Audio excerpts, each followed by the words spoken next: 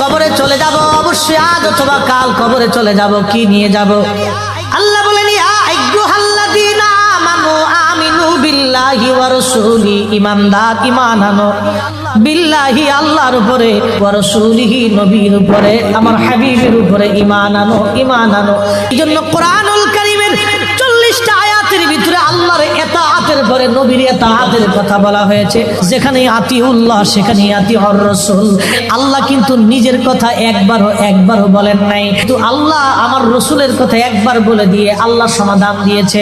আমি আল্লাহর পরে নবীর ইতাআত, আমি আল্লাহর গোলামি যেখানে নবীর গোলামি সেখানে।